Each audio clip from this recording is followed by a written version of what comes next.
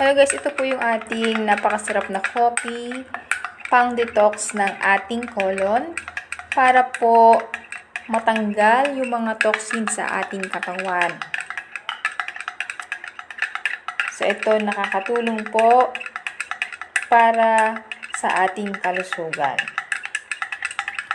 Inom lang po tayo nito umaga at gabi. Pwede rin hapon.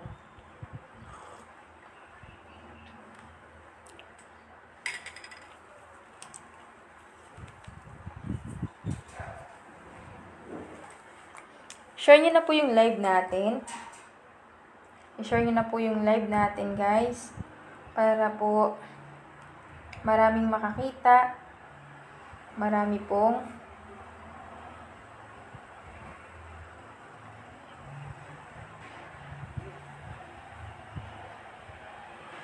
makapanood at marami tayong matulungan. Quick live lang po to. Quick live lang po. Quick live lang po to. So, pag-usapan po natin health forum. Ayan. So, bakit po ba nagkakasakit? So, kung ikaw ay mayroong high blood, okay, ito po ang iyong ugat. Ito yung mga fats. Ito yung mga cholesterol na kinain mo. Napunuan na po ng cholesterol yung ugat mo. Dahil mahilig kang kumain ng mga mamantikang pagkain, mahilig ka po sa prito, prito sa umaga, prito sa gabi, prito sa tanghali. Pati kanin piniprito mo na. Pag dumaan ng dugo, papunta sa puso, papunta sa brain, hindi na po siya makadaan ng maayos. Dahil sa pressure ng dugo at may bara na sa palibot. So, pag pumutok sa puso, heart attack. Pag pumutok sa brain, stroke.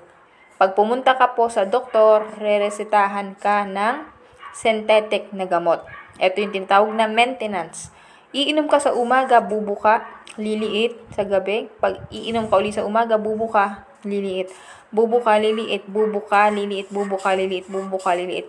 5 years ka nang umiinom ng gamot mo na maintenance pero hindi ka naman gumagaling. Dahil ibinubuka lang yung ugat, hindi tinanggal yung cause. Ano yung cause? Yung cholesterol na bumara sa ugat mo. Okay? Ang binigay lang sa iyo is vasodilator. Ibig sabihin, opener lang ng ugat. Vasodilator. Binubuksan lang yung ugat mo para makadaan ang dugo. Pero hindi niya tinanggal yung main cause. So, dahil may iniinom kang gamot, nagkaroon ka ng enlargement of heart. Dalawa na ang iniinom mong gamot dahil sa komplikasyon, nagkaroon ka ng enlargement of heart. Dahil po dyan, nasira si pancreas dahil din sa mga toxin na pinapasok mo. Pag nasira si pancreas, hindi niya na kayang magbigay ng natural insulin. Pag hindi niya na kayang magbigay ng natural insulin, diyan na po papasok yung sakit na diabetes. So, pag po nangyari yan, ano pong, pag kumain ka ng carbo, instead na maging energy, nako-convert yan into sugar.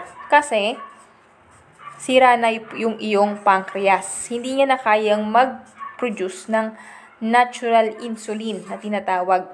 Pag hindi niya na kayang mag-produce ng natural insulin, delikado na po yan. No?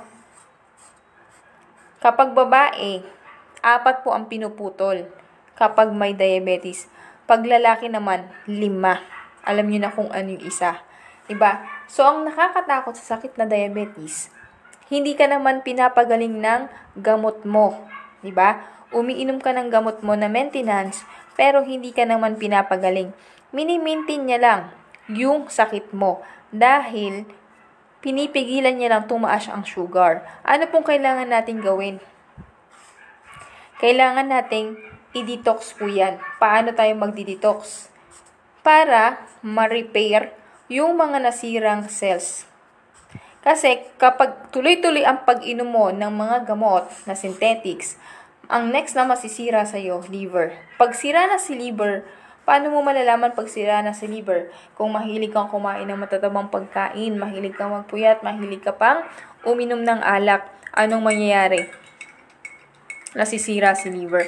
Pag sira na si liver, hindi niya na kayang magbigay ng amino acid. Ang ibibigay niya sa'yo, uric acid. Kaya sumasakit na ang kasukasuan, sumasakit na ang kamay, ang paa, ang tuhod, hindi na po makaakyat ng hagdan. Nahihirapan na. Yung iba po, namamaga ang kamay, hindi na ma-close open. So, anong kailangan natin gawin? I-repair natin yung liver. No? Tanggalin po natin yung mga dapat tanggalin. So, ang pinaka-worst, pag hindi mo pa yan inagapan, hindi ka pa nag-detox. Pag nasira ang kidney, dialysis na po yan. Subject for dialysis. Ito ang pinakamalupit. Dahil nasira ang kidney, hindi niya na po kayang gawin yung trabaho niya para lilisin ang dugo sa katawan mo. Kaya ang gagawin, machine na po ang maglilinis para mabuhay ka. Kailangan mo nang i-dialysis. Huwag mo nang hintayin ma-dialysis ka. Okay? Bakit? Mahal po ang ma-dialysis at limited na ang pwede mong kainin. Pati tubig na iinumin mo, kakaunti na lang din. So, ang kailangan po nating gawin, sumailalim po tayo sa tinatawag na nutraceutical. Ito po, yung nutraceutical, ito po yung gagawin po natin is natural healing. Ito po yung tamang combination ng mga supplement at tamang guidelines kung ano mga dapat at kung ano yung mga bawal kainin. Okay? So, meron po tayong tinatawag na 3 months program detoxification. Marami na po tayong natulungan sa program na ito. Andito po nakalagay yung mga guidelines po. Baka sabihin mo, Coach Christine, ang dami ko nang ininom na supplement, hindi naman po ako gumagaling. Bakit? Meron bang guidelines? Ilang dosage dapat ang iinumin? Diba? Ano dapat ang iinumin? No? Meron po tayong QMRA, kung alam nyo po yan. Diyan po, mabilis nating madidetect yung organ na nasira na. Okay, pag po gusto nyo yung magpa-schedule dyan, tumawag lang po kayo dito. Sa mga gusto lang, no? Sa mga malalapit na area. Pero kahit di ka naman magganyan, basta alam mo na yung issue ng kalusugan mo, madali na lang po yan. Ito po ay 500 per head. Pag kayo po ay nagpa-schedule. No? Pero kung alam mo naman kung ano ang problema mo, alam mo naman, diba? So, madali lang po yan kasi bawat po karamdaman may guidelines po tayo. For example, may high blood ka, may diabetes ka, may bukol ka, may prostate ka, may cancer ka. Iba't ibang ang guidelines, iba't iba po yan ang nakalagay dyan. Depende kung ano po yung sakit mo. Okay? So, doon po, sa loob ng 3 months to 4 months, pag na-repair na po yung mga organ mo na nasira, doon na manunumbalik yung iyong kagalingan. At mawawala na yung iyong nararamdaman, hindi mo na kailangan pang uminom ng mga synthetic drugs na nagpapasira ng ating kidney. Ayan po ang kailangan nating maintindihan. Okay? So, andin dito sa guidelines yung mga tamang proseso, ano-ano ang dapat inumin, ano ang bawal, ano po ang dapat kainin. Okay? Pag may bukol ka po, kailangan mong iwasan yung 8 malalansang pagkain. Ando dun po yan sa guidelines. So, pag kumuha ka po ng aming pang-detox na program, nandun na po yan, kompleto na po yan. Kompleto na po yung guidelines natin. No? Kompleto na po yung guidelines natin. Magkano po ba yan? Okay, ang kalusugan ng pinag-uusapan po natin dito. Ikaw, lifetime kang umiinom ng gamot. Lifetime ka. Kung tinotal mo yung gamot na yan, di ba? Lifetime mong ininom. Kung tinotal mo yan, malaki na nagastos mo. Hindi ka naman gumagaling. Dito, meron po tayong program na aayusin, ire-repair po ang iyong mga nasirang organ. So, magre-range po yan, depende po yan sa karamdaman mo, kung ilan ang kaya mong bilhin. Kung gusto mo mag 30 days muna kasi kulang yung budget mo, pwede naman po yan.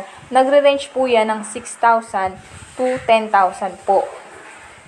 Pero may mararamdaman ka na po dyan. At ang maganda nito, gagaan yung pakiramdam mo kasi malilinis po ang iyong colon.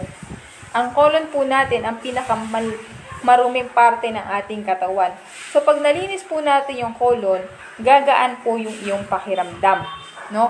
Gagaan po yan, mararamdaman mo kaagad yan, nagagaan po ang iyong pakiramdam. Kaya, wag ka pong manghinayang. No? Sa mga gustong mag-detox, mag-comment lang po ng how at i-message po ako sa aking Facebook.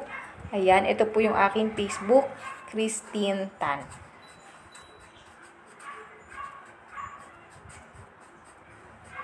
So, i-add nyo lang po ako sa Facebook ko. Pag hindi po ako nakakapag-reply, ibig sabihin hindi ko po nababasa yung inyong message. So, thank you and God bless. Pwede nyo rin po akong i-add, i-subscribe sa aking YouTube channel, Coach Christine Tan. Yan po yung aking YouTube channel.